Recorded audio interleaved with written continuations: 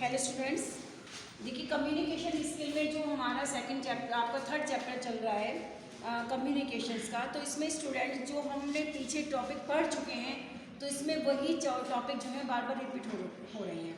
तो हम क्या करते हैं कि उन सबको बार बार रिपीट ना करके मैं एक काम करती हूँ, मैं क्वेश्चन आंसर से स्टार्ट करती हूँ। जो क्वेश्चन आंसर हम प्रीवियस चैप्टर में कर चुके हैं उनको अब करने की कोई ज़रूरत नहीं है, क्योंकि सेम आंसर वही है।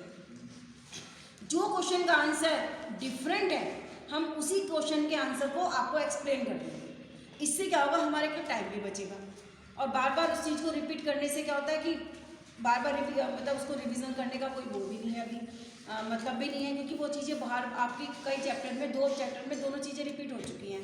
तो आज मैं आपको क्वेश्चन आंसर से स्टार्ट कर रही हूँ स्टूडेंट्स, और इस क्वेश्चन आंसर में जिसका आंसर डिफरेंट है वो मैं आपको समझा देती हूँ कि उसका आंसर वहाँ पर है, इसको आप समझ लीजिएगा। अब जैसे फर्स्ट क्वेश्चन है, व्हाट इज़ फॉर्मल कम्युनिकेशन। आपको फॉर्मल कम्युनिकेशन के बारे में प्रीवियस चैप्टर में अच्छी तरह से आ चुका है, तो अब उसके बारे में पढ़ने की आपको ज़रूरत ही नहीं है, तो आप इसको छोड़ दीजिएगा।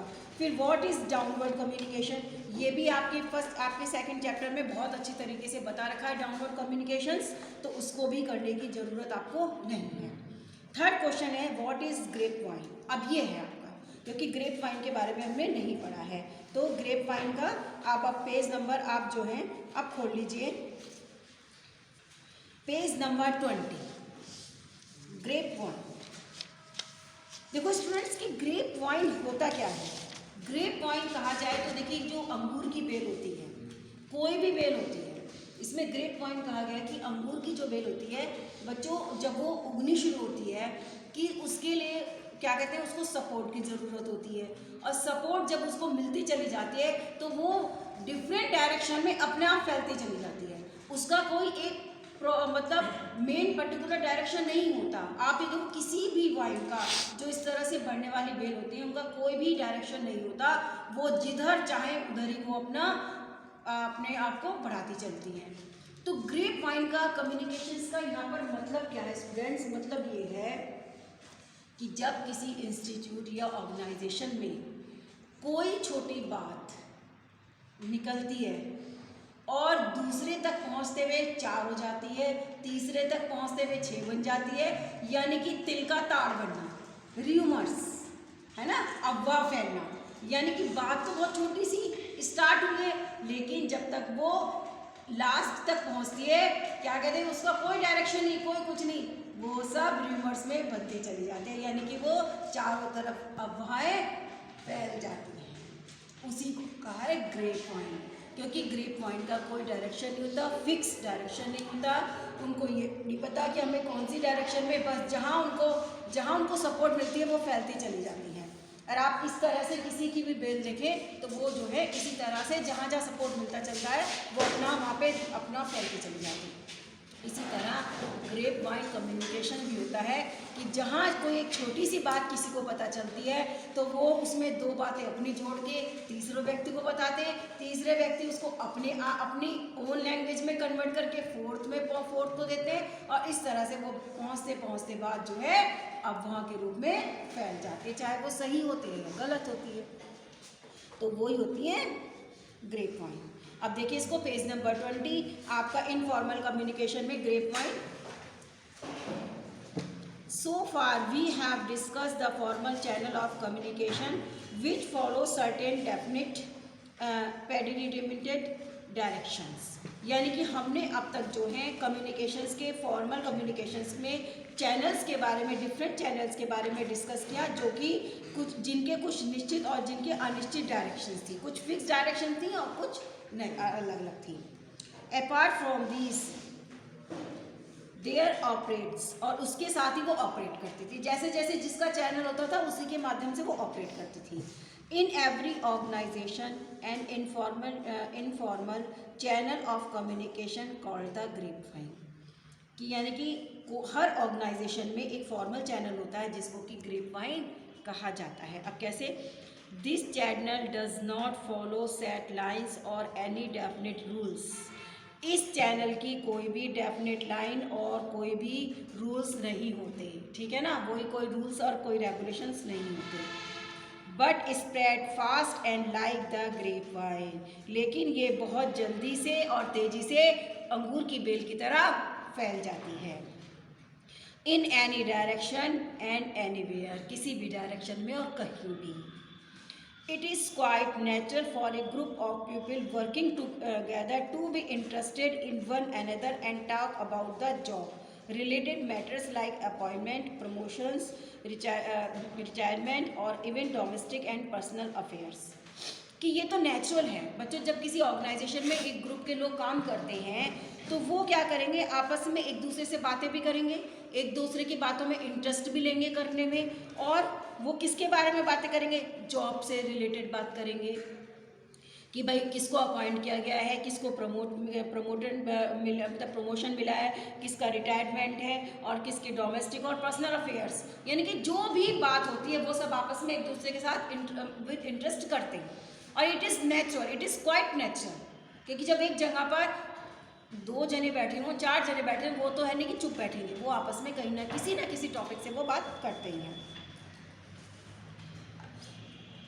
Some people have a tendency of spreading the information around। अब इन्होंने बात की कि कुछ लोगों की आदत होती है कि वो जो है कुछ बात इंफॉर्मेशन जानकारियों को इधर उधर फैला देते हैं, जानकारी को इधर उधर दे देते हैं, यानी कि उनको आदत होती है कि किसी भी चीज़ को, यानी कि कहते हैं ना कि पेट में कोई बात पचती नहीं है, वो दूसरे को व्यक्ति को बता ही देंगे, चाहे उन्हें कितना भी मना करे कि आप इस बात को ना बताएं। Which they feel might interest other, और जिससे क्या होता है दूसरे बड़े इंटरेस्ट लेके सुनते हैं उस बात को, उनको बड़ा मजा आता है। भाई दूसरे की बुराई करो तो दूसरे ज़्यादा अच्छाई से ज़्यादा बुराई में ज़्यादा इंटरेस्ट लेते हैं, अच्छाई करेंगे, उसकी अच्छी तारीफ करेंगे तो वो कह देंगे बस बस हमें मालूम है, यानी कि ये नेचुरल टेंडेंसी है लोगों की, इसमें कोई बात नहीं है, इट इज़ क्वाइट नेचुरल कि लोगों को जो है दूसरों की अच्छाई कम और बुराई ज़्यादा नज़र आती है और उसमें उनका ज़्यादा इंटरेस्ट होता है। Grapevine has no official section but it is not to be underestimated, लेकिन इस ग्रेपवाइन जो कोई ऑफिशियल सेक्शन नहीं है, लेकिन इसको अंडरस्टिमेट भी नहीं करना चाहिए, क्योंकि because it may carry a vital message, क्योंकि ये जो है बहुत सारे मैसेजों को कंटेन करता है, रखता है, यानी कि र्यूमर्स में तो कुछ भी कहा जा सकता है। अभी हमारी क्लास चल रही है, बाहर से के स्टूडेंट्स आके बोलते मैडम छुट्टी हो गई, अब हमें तो पता नहीं है क्या एक डिस्टर्बेंस हो जाएगा क्लास में, भाई आप भी कहेंगे जब छुट्टी होगी तो हम भी घर चलें, अब पता चला बाहर जाके कि उसने झूठ बोल दिया या ऐसे ही मजाक किया। तो इसमें वाइटल मैसेज होते हैं, बहुत सारे मैसेज होते हैं जिनको कि हम अफवाह के रूप में फैला सकते हैं। दिस में provide a public opinion for the organisations betterment, और कुछ ऐसी होती है कि जो ऑर्गेनाइजेशन होती हैं उनकी बेटरमेंट के लिए जो है पब्लिक ओपिनियंस प्रोवाइड कराते हैं, यानी कि कुछ अपने बेटरमेंट के लिए कि हमें जैसे किसी को काम को शुरू करना है या ऑर्गेनाइजेशन में किसी भी काम को शुरू करना है और हमें राय लेनी है लोगों के लिए, तो बस एक क्या करना है, ऑर्गेनाइजेशन से वो बात लीक होनी चाहिए और उसके बाद में वो एडवाइस अपने आप मिलती चली जाएगी कि देखो ये काम शुरू कर रहे हैं, इस काम से ये फ़ायदा होगा, इस काम से ये नुकसान होगा, तो पब्लिक ओपिनियन जो है आराम से प्रोवाइड हो जाएगी। समझ गए? ये है आपका grapevine. It may be seen that the grapevine is more a product of the situation than it is of person। ये देखा गया कि ग्रेपवाइन जो है सिचुएशन से पैदा होती है, मतलब इज ऑफ पर्सन से ज़्यादा, मतलब ये सिचुएशन पे आधारित होती है कि जैसी स्थिति होती है, भले ही वहाँ पे कोई कुछ ना बताए, लेकिन जैसी सिचुएशन होती है वैसे ही वो ग्रेपवाइन यानी कि कम्युनिकेशन स्टार्ट हो जाता है कि परिस्थिति को देखकर अपने आप लोग बातें बनाना शुरू कर देते हैं। Certain situation like insecurity of service, uncertainty over promotions, special increments to a particular employee, certain invocations in an organization likely to affect the job prospects of the employees are sure to activate the leaders of the grapevine so that they very soon all kinds of rumor spread in the organization। यानी कि इसमें कुछ situation ऐसी होती है जैसे कि job को लेकर इनसिक्योरिटी, जो प्राइवेट जॉब करते हैं उनको इनसिक्योरिटी रहती है अपनी जॉब के बारे में कि कभी भी वो जॉब से उनको टर्मिनेट किया जा सकता है, फायर किया जा सकता है, तो सर्विस को लेकर इनसिक्योरिटी, किसी को प्रमोशन को लेकर इनसिक्योरिटी होती है, स्पेशल इंक्रीमेंट किसी पर्टिकुलर पर्सन को मिल रहा है तो क्यों मिल रहा है, दैट इज़ द रीज़न। दूसरे लोग कहेंगे काम तो हम भी कर रहे हैं, लेकिन एक जो इंक्रीमेंट मिल रहा है वो पर्टिकुलर व्यक्ति को क्यों मिल रहा है, हमें क्यों नहीं मिल रहा है।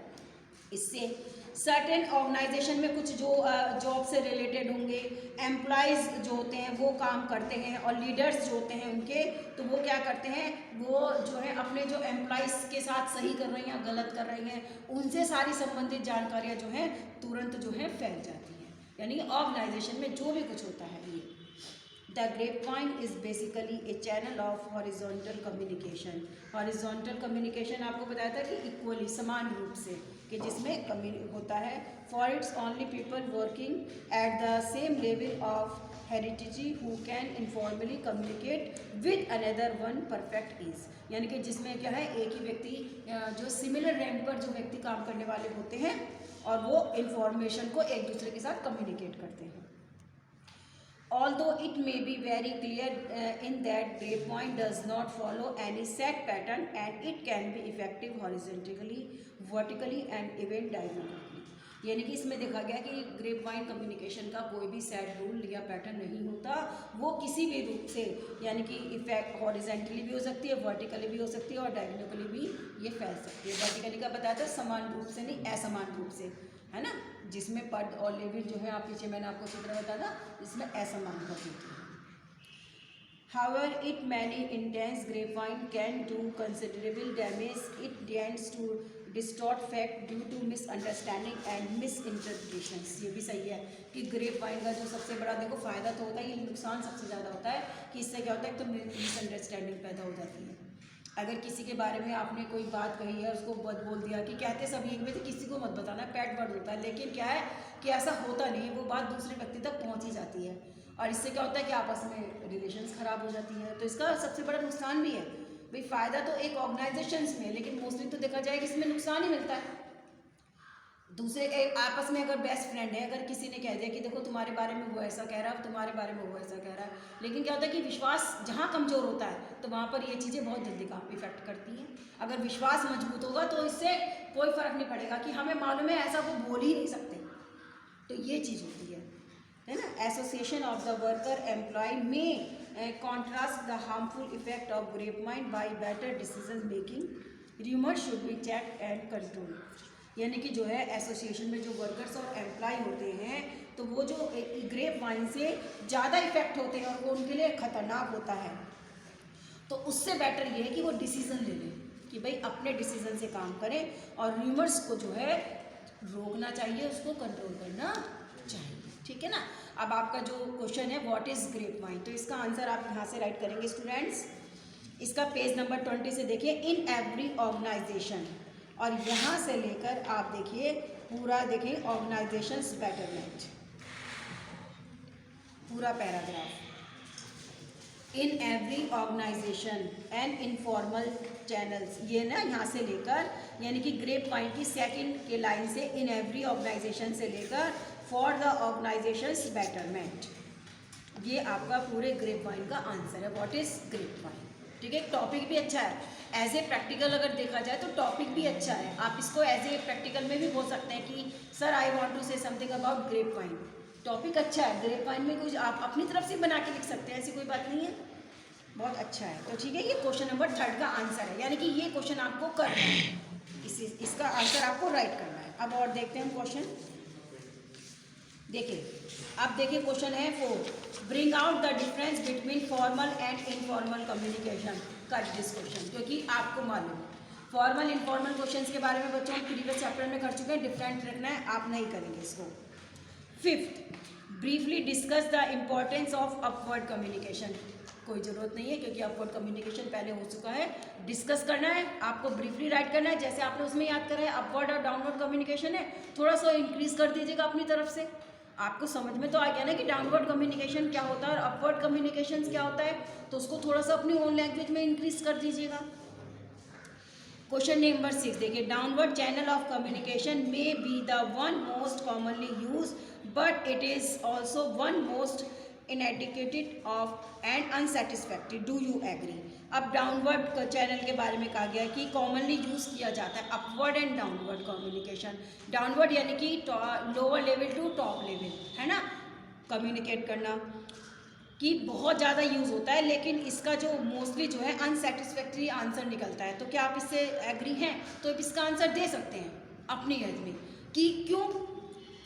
जो अब इसमें जो मतलब अपवर्ड कम्युनिकेशन है, डाउनवर्ड कम्युनिकेशन है, और उसमें जो है डाउनवर्ड जो कम्युनिकेशन है, higher authority to lower authority, है ना, वो हो गया upward top lower level to top level. लेकिन डाउनवर्ड जो कम्युनिकेशन यूज़ तो होता है, लेकिन कहाँ पर ये मतलब मैं आपको बता देती हूँ थोड़ा सा कि कहाँ पर ये अनसेटिस्फैक्ट्री हो जाता है। मान लीजिए किसी इंस्टीट्यूशन में कोई प्रॉब्लम क्रिएट हुई वर्कर्स के बीच, ठीक है, लोअर लेवल जो है टॉप लेवल से मतलब लोअर लेवल के बीच में कोई प्रॉब्लम क्रिएट हुई, उन्होंने अपनी बात जो है डायरेक्ट जो है हायर अथॉरिटी को बता दी, यानी कि डाउनवर्ड कम्युनिकेशन हो गया।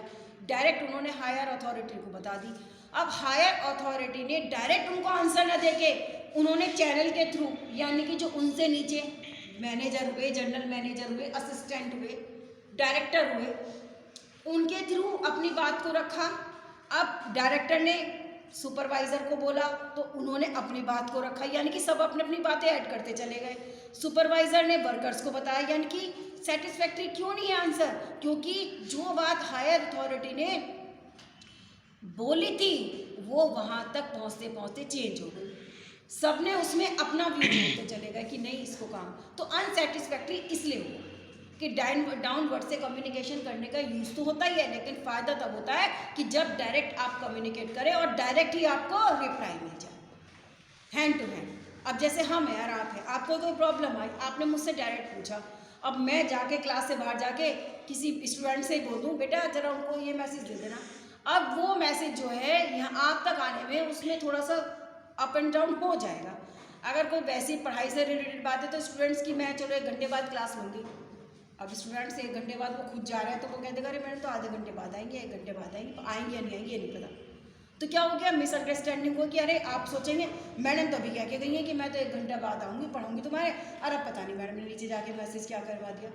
तो इसमें क्या हुआ कि जो मेरा मैसेज था आप तक पहुँचते पहुँचते यानी कि अनसेटिस्फैक्ट्री, आपको फिर थोड़ा सा इरिटेट भी होंगे, देखो कि हम भी दूर से आते हैं, तो यही चीज़ है ना इसमें। तो आपको बस डाउनवर्ड और अपवर्ड कम्युनिकेशंस को अच्छी तरह से समझना है, और ऐसे को आप जो है फिर अपने ओन लैंग्वेज में इनको थोड़ा सा एक्सप्लेन कर सकते हैं, ठीक है, लेकिन इसको करना नहीं है क्योंकि आपको पहले हो चुका है। अगर करना चाहें इस तरह के आंसर तो भी आप लिख लीजिएगा, फिर मुझको दिखा दीजिएगा।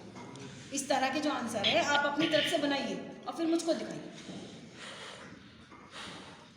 अब देखिए question number 7, what is informal communication, discuss grapevine as the most prominent form of informal communication. अब इसमें दोनों चीज़ें हैं, एक तो आप इनफॉर्मल कम्युनिकेशंस की डेफिनेशंस राइट कर देंगे, उसके बाद में ग्रेपवाइन के बारे में लिख देंगे, है ना। Most prominent form of informal communication की है ही ग्रेपवाइन, है ही इनफॉर्मल कम्युनिकेशन की प्रोमिनेंट फॉर्म तो है ही, क्योंकि स्प्रेड जो न्यूज़ होती है, र्यूमर्स फैलते हैं, वो बहुत जल्दी फैलते हैं। तो ये चीज़, तो इस क्वेश्चन को भी आप राइट कर लेंगे, क्वेश्चन नंबर 5, 7 भी आप राइट कर लेंगे, ठीक है। Question number 8, what is downward communication, what are its different function. अब डाउनवर्ड कम्युनिकेशंस के आप देखिए फंक्शंस, देखिए इसमें हैं क्या, देखते हैं। डाउनवर्ड कम्युनिकेशंस के आपके ये दे रखे क्वेश्चन नंबर 8 के, page number 17, open page number 17 students.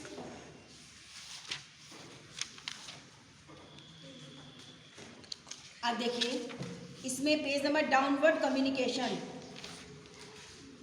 Downward communications में देखिए आपने ऊपर लिख रखा है डाउनवर्ड कम्युनिकेशंस की, उसके बाद मैंने रखा main objective of downward communication, यानी कि ये फंक्शंस हैं सारे।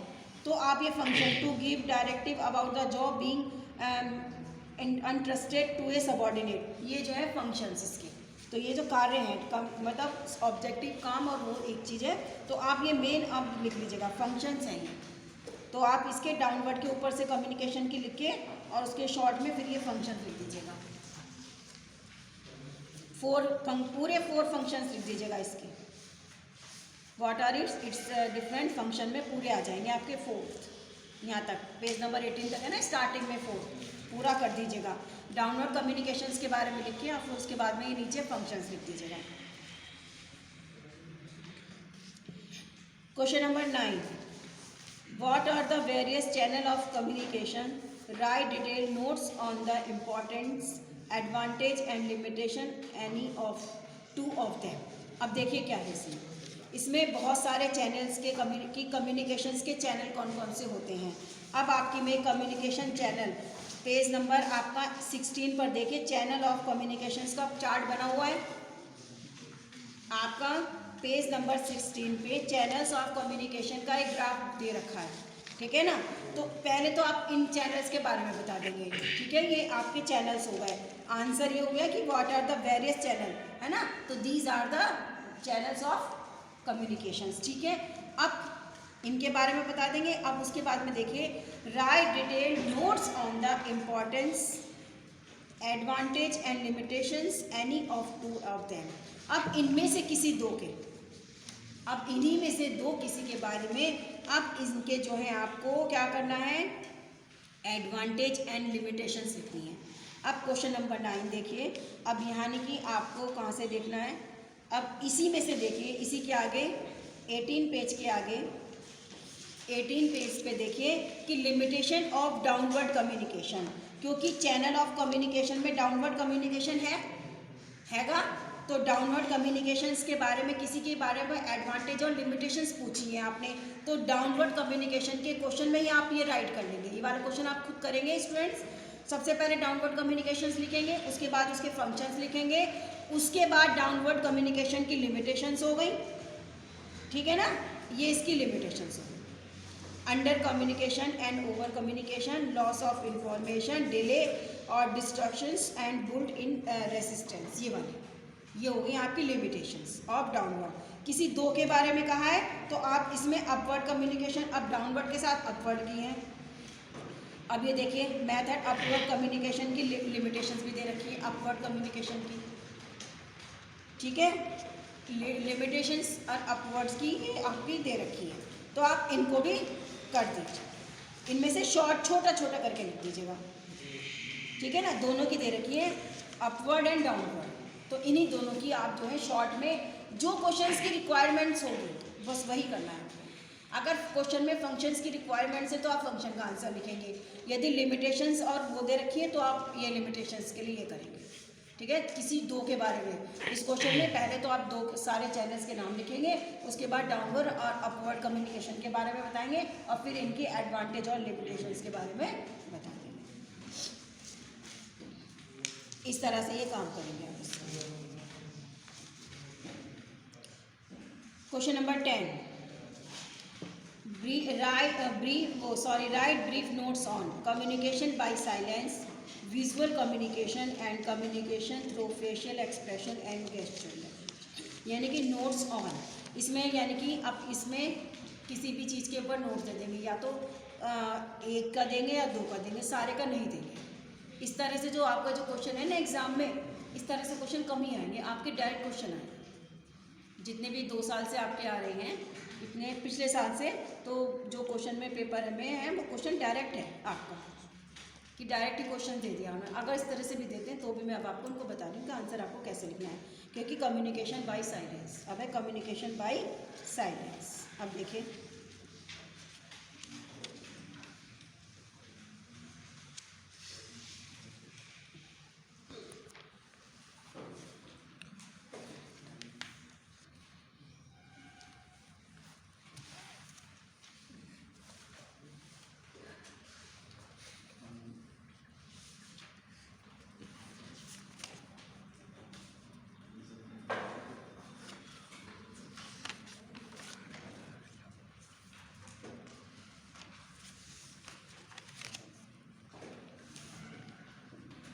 Silence 29 page number 29, communication by silence first का इसका क्वेश्चन नंबर 10 का ए का है आपका। देखिए पेज नंबर 29 पर है साइलेंस। अब क्या है, sometimes silence can be more telling than words. सही बात है कि कभी कभी जो है बिना बोले भी बहुत कुछ, चुप्पी जो है बहुत कुछ कह देती है। ये बात तो है, हम जनरली नेचर, क्योंकि नेचर में आता है, ये सारी ह्यूमन नेचर में आती है ये चीज़ें, कि कई बार इंसान अगर चुप रहता है, अगर वो आंसर नहीं देता है तो इसका मतलब है बहुत कुछ कह देता है, कि बिना शब्दों के भी चुप रहकर बहुत कुछ कहा जा सकता है। नेचुरली ये बातें देखो तो फैमिली में ऐसे होता ही, कुछ ना मेंबर्स कम बोलते हैं, लेकिन वो अगर वो एक भी अगर बोलेंगे नहीं, पहली बात है ना, कहते हैं ये तो बहुत ही कम बोलता है, बोलता ही नहीं है, लेकिन अगर वो बोलेंगे ना तो एक ही बात होती है कि वो 100 सुनार की और 1 लोहार की होती है, यानी कि वो बात ही ऐसी बोलेंगे कि वो सबको चुप करा दें, ठीक है ना। तो इस तरह से होता है। At times it convey respect, यानी कि इसमें क्या होता है, रेस्पेक्ट होती है, क्योंकि इंसान देखिए कुछ ऐसे होते हैं कि जो अपनी रेस्पेक्ट को बहुत इंपॉर्टेंट देते हैं, और होनी चाहिए, अपने सेल्फ रेस्पेक्ट बहुत इंपॉर्टेंट है सबके लिए, है ना। तो वो क्या कहते हैं, अपनी रेस्पेक्ट पर बहुत ध्यान रखते हैं, अपने कि हमारे आत्मसम्मान पर कोई ठेस ना पहुँचे। For intense, when a teacher enters a class, the student who have been talking because silent of the regards for the teacher, क्योंकि अब क्या होता है कि जब एक टीचर क्लास में आती है तो स्टूडेंट्स के होते हैं वो आपस में बातें कर रहे होते हैं, but become silent out of regard for teacher, लेकिन टीचर्स को रिगार्ड देने के लिए वो चुप हो जाते हैं। सही बात है। स्टूडेंट्स, अब मैं आई, जैसे कुछ स्टूडेंट्स है चाहे शांत थे या कुछ है, लेकिन मेरी एंट्री होते सब चुप हो गए, क्योंकि ये आपका शो करता है, आपका ये रिगार्ड शो करता है टीचर के प्रति कि भाई आप टीचर को अपनी कितनी रिस्पेक्ट देते हैं। भाई चुप हो जाना। It is not unusual to come across a situation in which nothing can be express one's response so effectively as silence. ये अनयूजुअल होता है कि सिचुएशन से मतलब कि सिचुएशन अनयूजुअल होती है कि कभी जरूरत होना है कि सब जगह चुप बैठे होंगे। सिचुएशन तभी अराइज होती है जब वहाँ पर कोई एंटर करता है। घर में भी है, अब घर में बच्चे शोर मचाते रहते हैं, कुछ पेरेंट्स इतने स्ट्रिक्ट होते हैं कि स्टूडेंट्स को कहते हैं भाई तुम्हें टीवी नहीं देखना, तुम्हें पढ़ना है। अब जैसे ही पापा की स्कूटर की आवाज़ आई है, कैसी आई, सारे बच्चे चुप होकर बैठ जाएंगे, यानी कि इससे क्या हुआ कि वो डर के चुपचाप बैठ गए कि अब तो पापा आ गए, कि जैसे है वैसे चुपचाप बैठ जाओ। तो सिचुएशन तभी अराइज होगी, यूजुअली नहीं होता, अनयूजुअल होता है ना। रोज मतलब यूजुअली दैनिक रूप से नहीं, अनियमित रूप से कभी भी। तो इससे क्या होता है, और जो होता है कि एक जो रिस्पॉन्स है वो जो है अपना जो रिस्पॉन्स देते हैं वो चुपचाप देते हैं, चुपचाप देते हैं। साइलेंस कम्युनिकेशन में वो चुप हो जाते हैं, और चुपचाप ही अपना जो मतलब इन्फ्लुएंस है वो उसी अच्छा प्रभाव डालते हैं। अगर आप इस तरह से साइलेंस हो जाते तो साइलेंस मीन्स भी क्या हुआ, to show a good impression, एक गुड इम्प्रेशन को शो करने का सबसे अच्छा माध्यम साइलेंस रहना। The manager enters the room and the employee who have earlier been talking suddenly become silent. It either show respect, ये तो सही है ना कि जब मैनेजर आता है तो सब बातें कर रहे होते हैं लेकिन तभी चुप हो जाते हैं। और फियर, चाहे तो शो रेस्पेक्ट और फियर, चाहे तो वो इज्जत से चुप हो जाते हैं, डर से चुप हो जाते हैं। अब डर से तो बच्चे ही चुप होंगे, सब बाकी सब तो रेस्पेक्ट ही देते हैं। An employee requests his boss for a raise in his salary and boss remaining silent. मतलब कितने सारे एग्जाम्पल दिए कि एक एम्प्लॉय जो अपने बॉस से कहता है कि भाई मेरी सैलरी को इंक्रीज करो, लेकिन बहुत चुपचाप रहते हैं। इट सिग्निफाइज रिफ्यूज़ल, इसका मतलब ये होता है कि वो रिफ्यूज़ल, कि वो नहीं बढ़ाएंगे, मतलब वो बोलेंगे मुंह से कुछ नहीं, आप उनसे बोलते रहिएगा सर प्लीज़ इंक्रीमेंट कर दीजिएगा, सैलरी बढ़ा दीजिएगा, वो चुप है।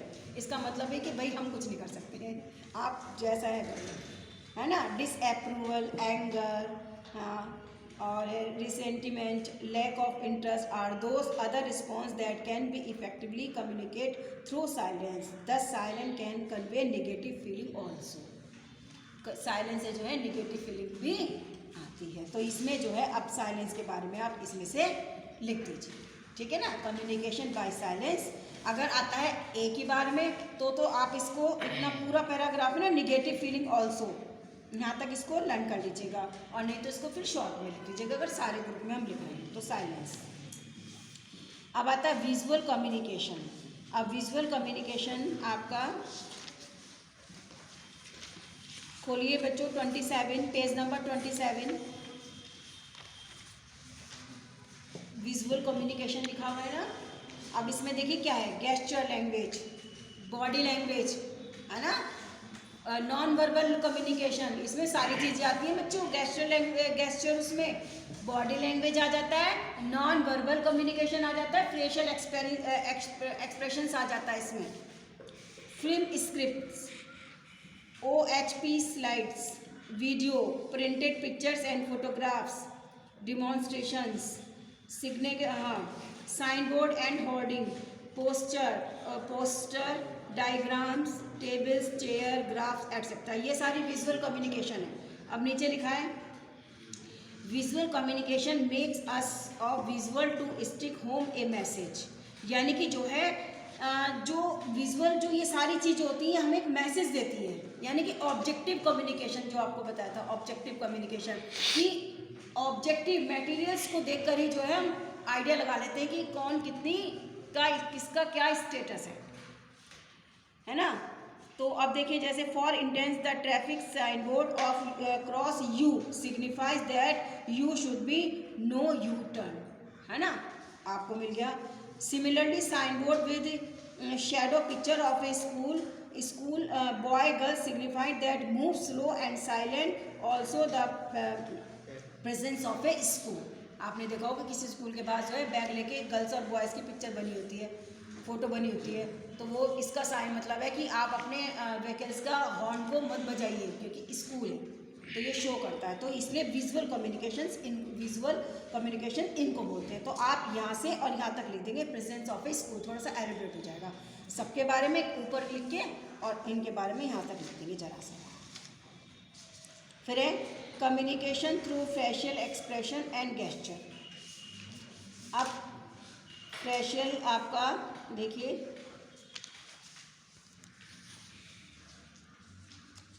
अब फेशियल और इसमें कम्युनिकेशन में बच्चों अब देखिए page number 31 non verbal communication में है आपका, जो इसमें थर्ड दे रखा है ना फेशियल कम्युनिकेशंस, यानी कि क्या है देखो कि communication which is non linguistic it take place without using a language is called non verbal communication, यानी कि जिसमें कोई हम वर्ड्स का यूज़ नहीं करते हैं, केवल बॉडी लैंग्वेज के द्वारा ही उसको कम्युनिकेशन को शो कर देते हैं। In this form of communication one has to express his feeling, emotions, ideas with the help of non-linguistic symbols like body movements or physical gesture like waving of hands, shrugging holders, ऐसे जैसे करते हैं, उचकाना, इनका मतलब होता है कंधों को उचकाना।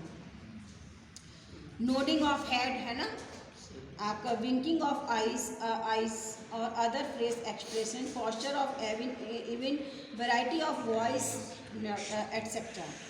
नॉन अच्छा इसके बाद visual communications symbol likes, gesture, facial expression, table, chair, diagram, poster, printed picture, slides, ये सब यहाँ तक प्रोफेशनल लाइफ, ठीक है ना।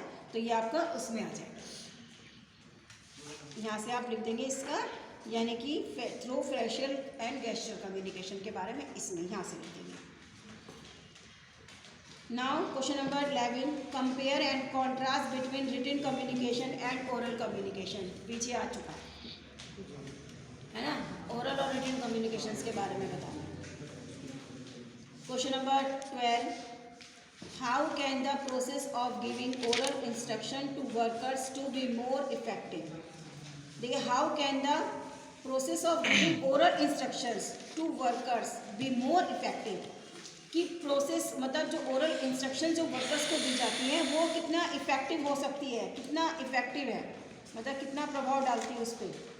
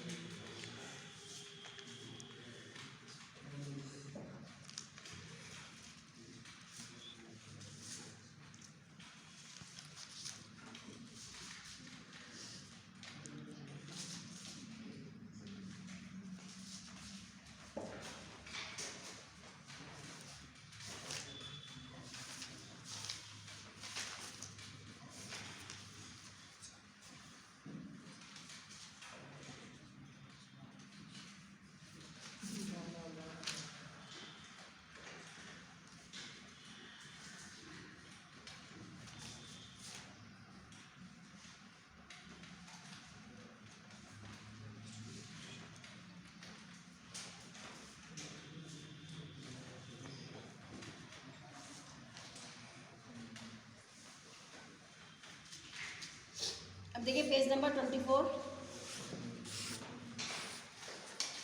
ये देखो feature advantage and oral communications के दे रखे हैं ना, इसमें देखिए पावरफुल मीन्स ऑफ परसुएशंस, इसमें देखिए oral communication along with proper use of body language is a powerful means of persuasions, therefore executions even after transmit the message.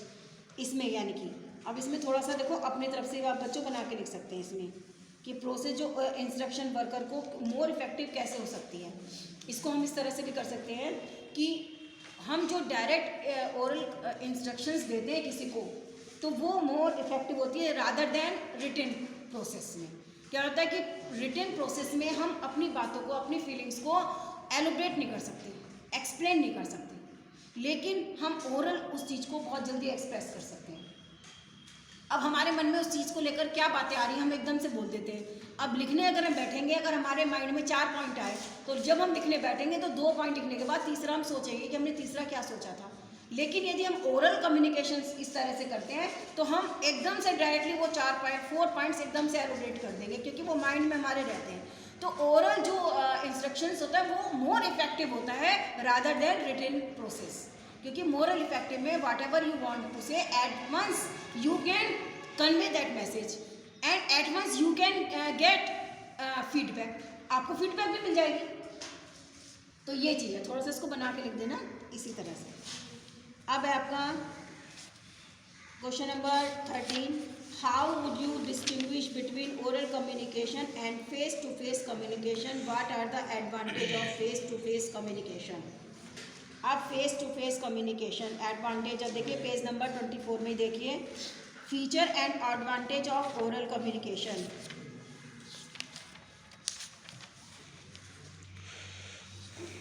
अब इसमें सबसे पहले तो आपका 13,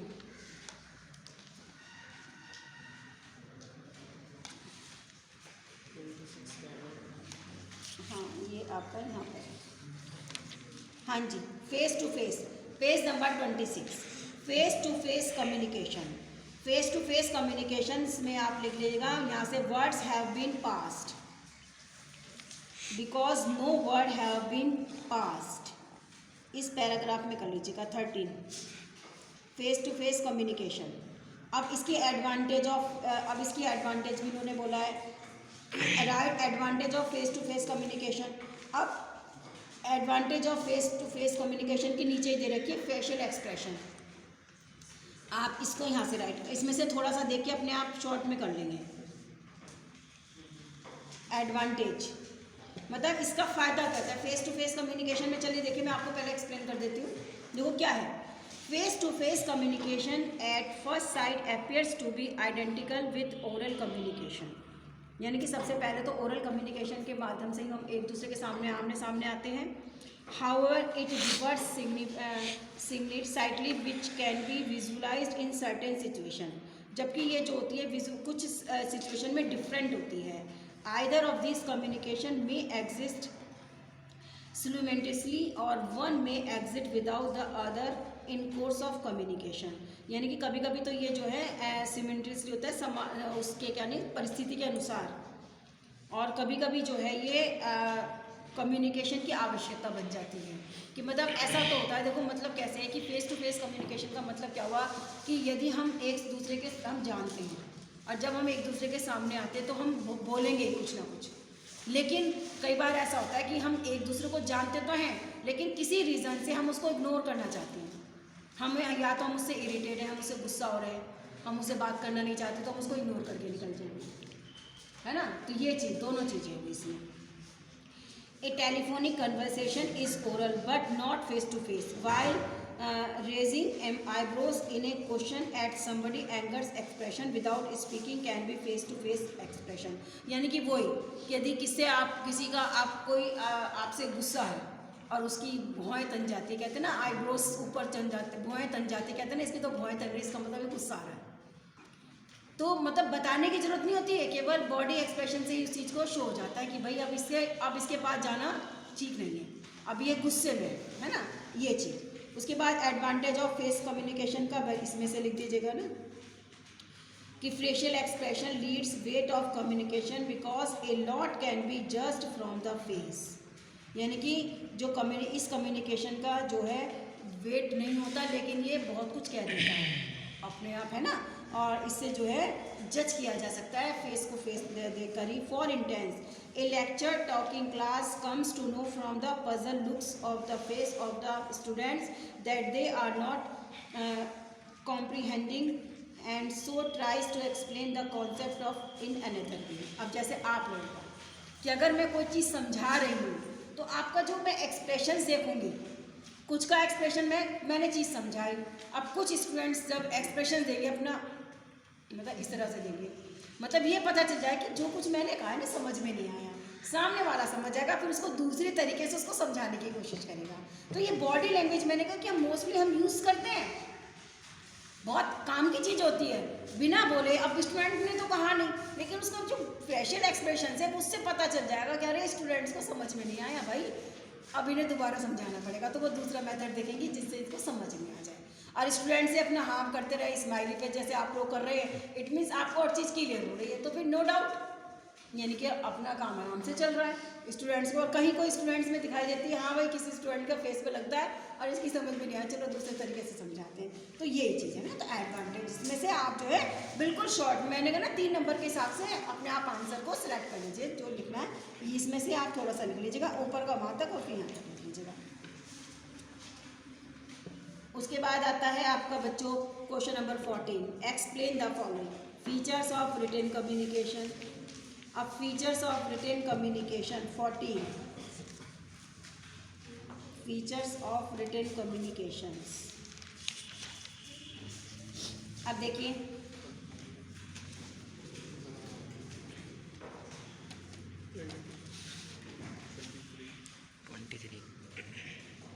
आप इसमें देखिए, इसमें क्या कहते हैं कम्युनिकेशन, रिटन कम्युनिकेशन।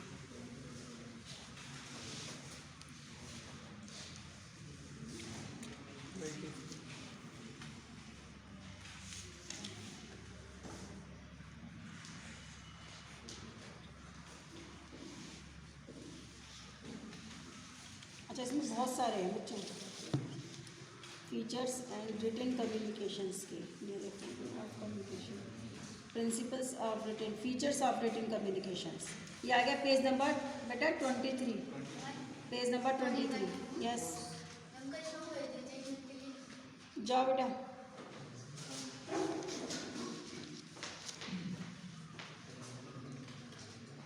बेटा पेज नंबर 23 पर देखिए, features of written communication merit से दे रखी है इसकी, है ना। It can be repeatedly refers to a permanent record, factually accurate, legally valid, helpful in fixing responsibilities, wide access. इसमें से आप शॉर्ट करके लिख लेंगे ये जो features of written communication, page number 23, page number 23 पर देखिए फीचर्स ऑफ रिटन कम्युनिकेशन दे रखे हैं। आप इनके जो हेडिंग्स हैं वो तो सारे लिखेंगे, लेकिन इसकी डिटेल शॉर्ट कर देंगे, ठीक है ना, डिटेल शॉर्ट कर देंगे। जो सब कुछ बता रखा है मैंने, रिटन कम्युनिकेशन में परमानेंट रिकॉर्ड की ज़रूरत होती है, तो उनको आप जो है एक पेज में भी इसका आंसर कर सकते हैं। हेडिंग तो सब लिख देंगे 6 के 6, बट इन शॉर्ट कर देंगे, ठीक है ना। ये आपका 14। उसके बाद दे रखा है qualities of oral communication, qualities of oral communication, यानी कि अब इसमें देखिए पेज नंबर 24 पे आ जाइए। अब फीचर्स, एडवांटेज और ओरल कम्युनिकेशन यानी कि क्वालिटीज़ हैं, ओरल कम्युनिकेशंस की क्वालिटीज़ हैं ये। Time saving, money saving, powerful means of persuasion, immediate feedback and quick clarifications, और ये प्रमोट्स फ्रेंडलीनेस। ये जो है इसके ना, इसमें आप हेडिंग तो सब लिख दीजिएगा और शॉर्ट में डिटेल कर दीजिएगा। तो ये आपका आ गया essential of effective oral communication, of effective oral communications. आप देखिए इसी से पेज नंबर 25 पर आइए, essential of effective oral communication. ये अलग क्वेश्चन में भी आ सकता है स्टूडेंट्स, ये अलग सेपरेट करके भी आ सकता है। अब देखिए essential of effective oral communication, clear pronunciations, consciousness, natural voice, understand and listeners, clarity and existence, convictions, अच्छा कन्विक्शंस और लॉजिकल सीक्वेंस। ये जितने हैं पॉइंट्स इनको इन शॉर्ट लिख देंगे, ठीक है ना, इन शॉर्ट कर देंगे। फिर आपका computer have turn the world into a global village. Computer have turn the world into a global village.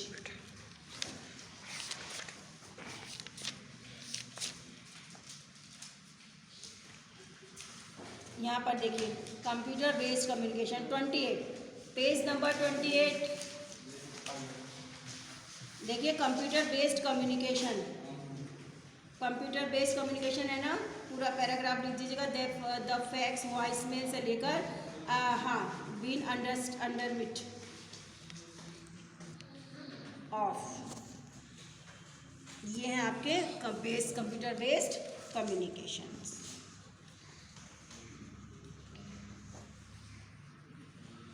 ठीक है, तो क्वेश्चन नंबर 14 ये आप में से, अब इसमें से देखिए स्टूडेंट्स, जितने आप कर सब मतलब जितने आपको लिखने हैं जो प्रीवियस हैं, बंद कर देना भाई, 45 तो हो गई। तो देखिए स्टूडेंट्स, मैंने आज आपको 14 पेज तक मतलब क्वेश्चन आंसर तक समझा दिए हैं।